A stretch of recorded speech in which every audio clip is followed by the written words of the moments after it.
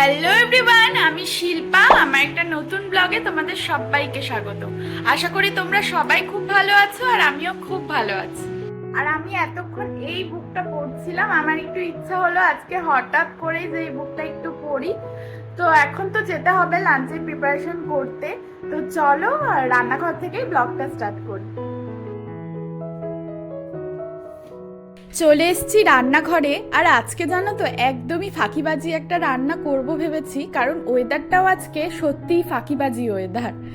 এই যে রুই মাছগুলো দেখছো, এগুলোকে নুন, হলুদ, লঙ্কার গুঁড়ো আর সর্ষের তেল দিয়ে ভালো করে ম্যারিনেট করে রাখছি। কেন বলো তো? আজকে করব রুই মাছের কষা।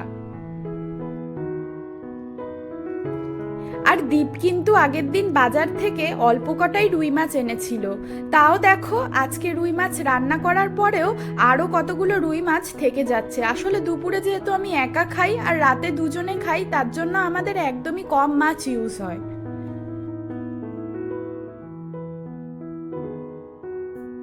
আমি রুই মাছের কষাতে যে মশলাটা ইউজ করব তার প্রিপারেশনের জন্যই এখানে নিয়ে নিয়েছি একটা টমেটো, দুটো কাঁচা লঙ্কা, এক টুকরো আদা আর কিছুটা ধনেপাতা কুচি। এবার এর মধ্যে আমি অ্যাড করে দেব দুটো শুকনো লঙ্কা আর গোটা জিরা। কয়দিন ধরে নিউজে শুনছি রেমাল আসছে রেমাল আসছে, কিন্তু আমাদের তেমন কোনো দুশ্চিন্তা ছিল না, কারণ আমরা যেহেতু উড়িষ্যায় থাকি আর উড়িষ্যায় যে এর কোনো প্রভাব পড়বে না এমনটাই কথা ছিল। আর কালকেই সেই ঝড় বৃষ্টি হওয়ার প্রবল সম্ভাবনা ছিল, মানে সানডে। তো একটা তো দুশ্চিন্তা ছিলই, কারণ আমরা যতই দূরে থাকি না কেন আমাদের বাড়ির লোকেরা তো সেই ওয়েস্ট বেঙ্গলেই থাকে, তাদের নিয়ে একটা দুশ্চিন্তা ছিল। কিন্তু যথারীতি ফোন করে শোনা গেছে যে অতটাও তেমন ক্ষয়ক্ষতি হয়নি বাড়ির ওদিকে। কিছু কিছু জায়গায় হয়েছে, তবে আমাদের বাড়ির ওদিকটায় অতটাও কিছু হয়নি। হ্যাঁ, অনেক ঝড় বৃষ্টি হয়েছে, তাই কারেন্ট নিয়ে একটা ব্যাপার আছে যে কারেন্ট চলে যাওয়ার একটা ভয় আছে। আর এই ঝড় বৃষ্টিতে একবার কারেন্ট চলে গেলে তো তা আসার সম্ভাবনা খুবই কম থাকে তাড়াতাড়ি। তাই কালকে আমিও ভাবছিলাম যে একটু অন্তত ঝড় বৃষ্টি অন্তত এই উড়িষ্যায় হয়ে যাক, কারণ উড়িষ্যায় যা গরম পড়েছে তাতে যদি একটু ঝড় বৃষ্টি হয় তাহলে অন্তত রেহাই পাওয়া যাবে।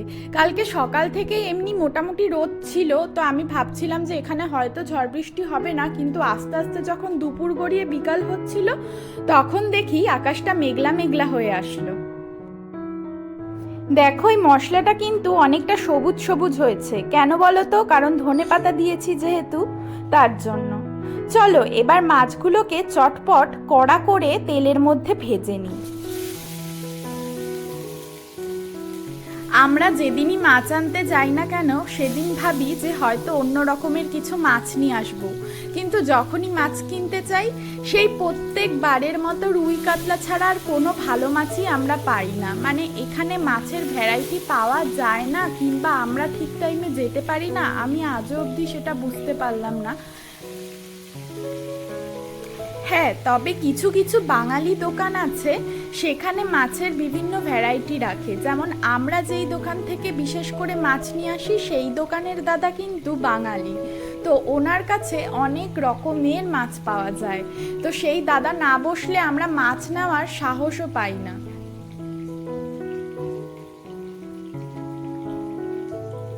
আর জানো তো এখানে মাছের তেমন ভ্যারাইটি নেই জেনে আমরা তো কোনোদিন ধারণাই করতে পারিনি যে উড়িষ্যার মতো জায়গায় লোটে মাছও খেতে পারবো, কিন্তু ওই দাদার সুবাদে আমরা লোটে মাছও খেতে পারি।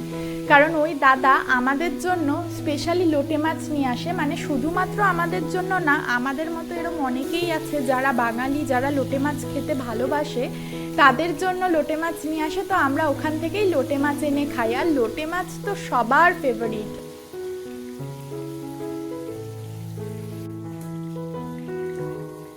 দেখো রুই মাছগুলো কিন্তু আমার কড়া করে লাল করে ভাজা হয়ে গেছে। এবার আমি মাছগুলোকে একে একে তুলে নিচ্ছি। আর আমি যখন মাছগুলো ভাজছিলাম তখন কড়াইতে কিন্তু আমি একটু বেশি করেই সর্ষের তেল দিয়েছিলাম, কারণ আজকে যেহেতু একটাই আইটেম করব তার জন্য একটু তেল ঝাল দিয়ে ভালো করে রুই মাছটা কষাবো।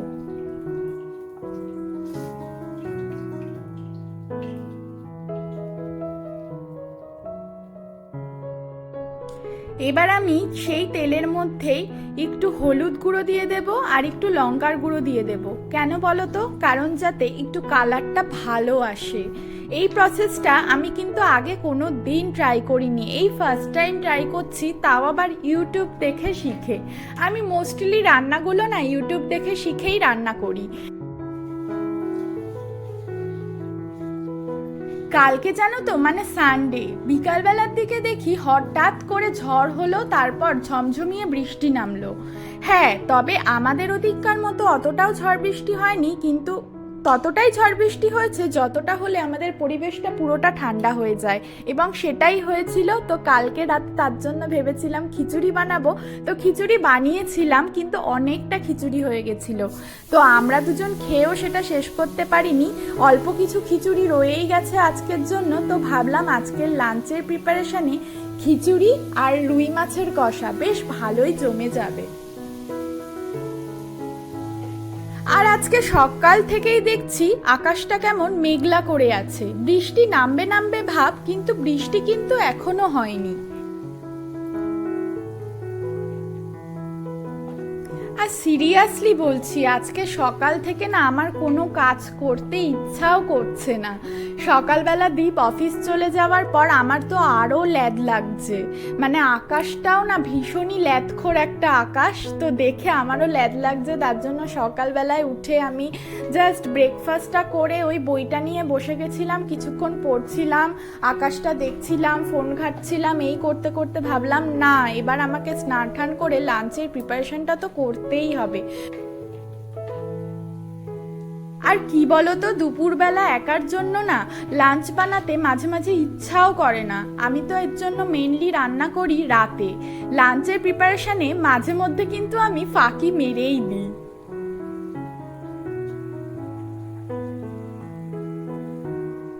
দেখো মশলাটা কিন্তু আমার ভালো মতো কষানো হয়ে গেছে, আর কালারটা কি সুন্দর এসছে। তারপর আমি একটু জলও ঢেলে দিয়েছি, জলটা ফুটতেই আমি এবার মাছগুলো একে একে দিয়ে দিচ্ছি।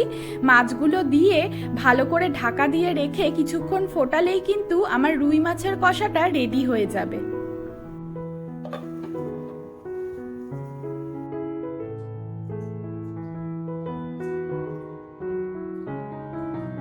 আমার রুই মাছের লাল লাল কষা কিন্তু একদম রেডি, খেতে কিন্তু ভীষণই টেস্টি হয়েছে। আর খিচুড়িটাও আমি গরম করে থালায় বেড়ে নিয়েছি। আমার রুই মাছের কষা আর খিচুড়ি আজকের লাঞ্চের মেনু। চলো এবার আমি তাহলে চটপট লাঞ্চটা করে নেই।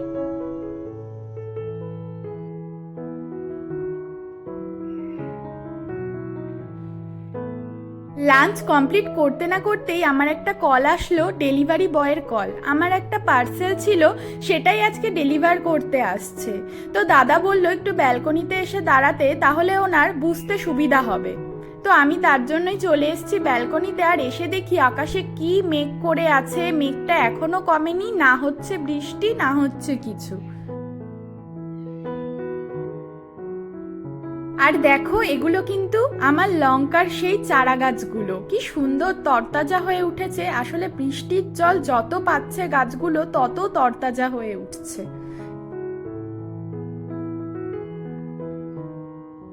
চলো এবার ঝটপট গিয়ে পার্সেলটা রিসিভ করে নিই, দাদা কিন্তু চলেই এসছে।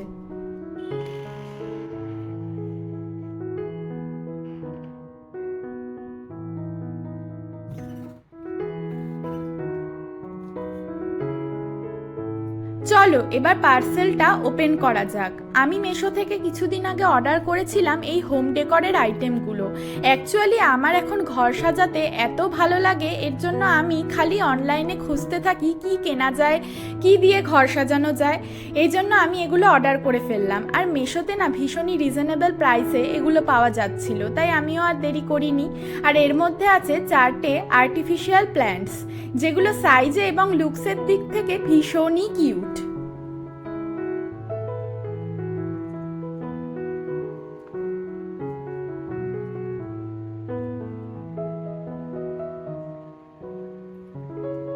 কি কেমন লাগলো আমার এই হোম ডেকর আইটেমটা? যদি তোমাদের এই লিঙ্কটা দরকার হয় তাহলে কিন্তু তোমরা আমাকে অবশ্যই কমেন্ট করতে পারো, আমি তোমাদেরকে লিঙ্কটা প্রোভাইড করে দেব। আজকের ব্লগটা তাহলে এখানেই এন্ড করছি। ব্লগটা ভালো লাগলে একটা লাইক করে দিও আর সাবস্ক্রাইব করে আমার পাশে থেকো। চলো সবাই খুব ভালো থেকো, সুস্থ থেকো, টাটা।